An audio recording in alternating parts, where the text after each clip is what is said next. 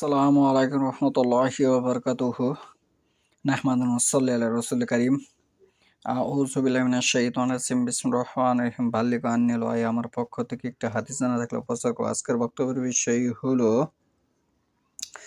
উপমহাদেশে ইসলামের আবির্ভাব। প্রশ্ন: রাষ্ট্রীয়ভাবে উপমহাদেশে ইসলামের সূত্রপাত কখন হয়?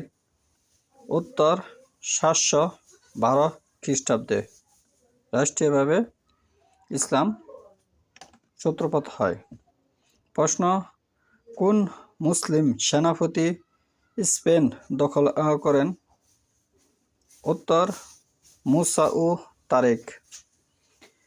প্রশ্ন: আরবদের সিন্ধু বিজয়ের প্রাক্কালে সিন্ধুর রাজা ছিলেন কে? উত্তর: রাজা দাহির। প্রশ্ন: মুসলমানরা স্পেন বিজয়কালে ইরাকের শাসনকর্তা কে ছিলেন? উত্তর: হাজ্জাজ বিন ইউসুফ। প্রশ্ন: কার নির্দেশে মুহাম্মদ বিন কাসিম ভারতের দিকে অগ্রসর হন? উত্তর: হাজ্জাজ বিন ইউসুফের।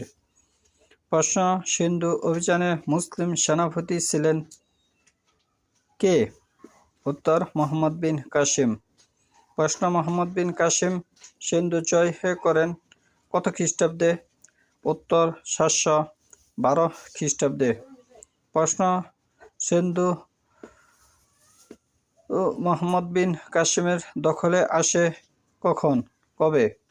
উত্তর: 1212 খ্রিস্টাব্দের পরে দখল করেন। প্রশ্ন: সিন্ধু অভিযানে প্রেরণ করেন কে? হাজ্জাজ বিন ইউসুফ।